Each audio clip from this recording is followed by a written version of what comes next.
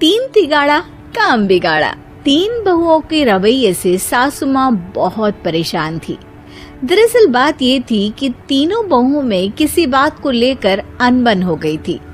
तब से ही तीनों एक दूसरे से मुंह फुलाए रहती थी। ना कोई सीधे मुंह किसी से बात करती, ना किसी का कहना मानती। पड़ोसी भी इस बात को जानते थे और जाने कैसे कैसे बातें भी करते। इसीलिए सासू माँ ने तीनों बहुओं को तुरंत अपने कमरे में बुलाया। मैं कई दिनों से देख रही हूँ, तुम तीनों अलग अलग सारे काम कर रही हो। ये सब नहीं चलेगा, तीनों को मिलकर ही काम करना पड़ेगा। सास की बात सुनकर एकदम से बड़ी बहू बोल उठती है। नहीं मम्मी जी, मैं इन दोनों के साथ कुछ नहीं कर सकती। मैं इस घर की बड़ी बहू हूँ, फिर भी ये मेरा कहना बिल्कुल भी नहीं मानती।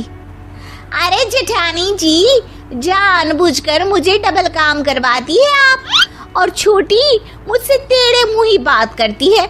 इन दोनों के बीच हमेशा सैंडविच बन जाती है मेरी, और मैं हमेशा आलू की तरह बीच में मसली जाती हूँ।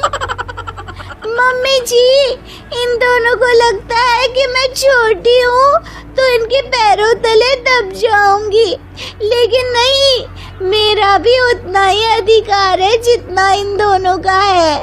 बढ़िया ही दोनों मेरी चुगली करने के लिए, मुझे क्या कम समझ रखा है। तीनों बहू एक दूसरे से बहस करने लगती है और सास दोबारा ये देखकर टेंशन में आ जाती है और सबसे कहती है, चुप हो जाओ, अब से तुम तीनों सारे काम एक साथ करोगी। आंख बंद करके एक दूसरे की बात सुनोगी। तुम तीनों इस बात को गांठ बांध लो, वरना अगली छुट्टियों में तुम्हारा अपना मायके जाना कैंसिल। सास की बातें सुनकर डर के मारे तीनों हामी भर देती हैं। जी मम्मी जी, मैं समझ गई। हाँ मम्मी जी, जैसा आप कहें। आप जो कहेंगी मैं वही करूंगी। तीनों बहू सास की बात को गांठ बांध लेती है और वादा करती है कि अब से सारे काम वो तीनों एक साथ मिलकर ही करेंगी। ये सब देखकर सास खुश हो जाती है और वहां से चली जाती है। नीचे जाकर वो देखती है कि घर में शर्मा जी आए हुए होते हैं। सास जोर से आवाज लगाकर कहती है, अरे बहू, जरा चाय बनाकर तो लाना, शर्मा जी आए हैं। सास की बात सुनकर तीनों बहू तुरंत किचन की ओर भागती है और चाय बनाना शुरू कर देती है। मुझे तो एकदम मसाले वाली कड़क चाय पसंद है, तो हम शर्मा जी के लिए मसाले वाली चाय ही बनाएंगे। अरे नहीं दीदी, गर्मी के मौसम में मसाला चाय कौन पीता है? मैं तो शर्मा जी के लिए इलायची वाली चाय ही बनाऊंगी। ये कैसी बात कर रही हैं आप दोनों? मेरी मम्मी ने सिखाया है कि मेहमान को ज्यादा दूध और शक्कर वाली चाय देनी चाहिए, वरना वो घर वालों को कंजूस समझते हैं। तो मैं तो शर्मा जी को ऐसी ही चाय दूंगी। तीनों बहुएं अपने अपने तरीके से चाय में शक्कर, मसाला, पत्ती सब डाल देती है। उबलने के बाद तीनों मिलकर चाय बाहर लेकर जाती है और शर्मा जी और सासू माँ को देती हैं। चाय पीने के बाद शर्मा जी सासू माँ को देखकर शर्मा जाते हैं और शर्मिंदा महसूस करते हैं कि आखिर उन्होंने चाय पीने के लिए हामी क्यों भरी। सासू माँ भी चाय पीना शुरू करती है और कहती हैं, अरे बहू, ये कैसी चाय बनाई है? चाय है या मीठे दूध की बासुंदी? हाँ, चाय अच्छी नहीं लगी क्या? कोई बात नहीं, हम पराठा बनाकर लाते हैं। चलो चलो अंदर। हाँ हाँ चलो। हाँ आती हूँ मैं भी।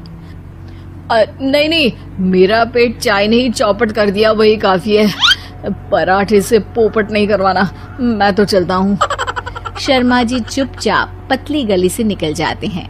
अगले दिन सास बहुओं से कहती है, अरे बहू, जाओ जाके ऊपर के गेस्ट हाउस की सफाई कर दो। कल हमारे यहाँ मेरे दूर के रिश्तेदार आने वाले हैं, तो पूरे कमरे को चमका देना, समझी? तीनों बहू सास की बात को मानकर ऊपर सफाई करने चली जाती हैं और तीनों कमरे की सफाई चालू कर देती है। बड़ी बहू मकड़ी के जाले साफ करती है तो बीच वाली झाड़ू लगाना और छोटी वाली सर्फ डालकर जमीन धोना शुरू कर देती है।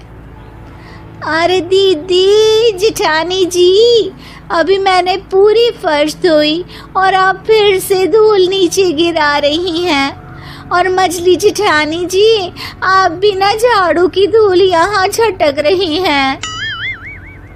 अरे तीनों को साफ करना है, एक साथ सफाई करते हैं ना। अरे वही तो, हम साथ साथ हैं, घर साफ साफ है। तीनों बहू ऐसे ही काम में उलझ जाती है और 2 घंटे तक एक ही कमरे की सफाई करती रहती है।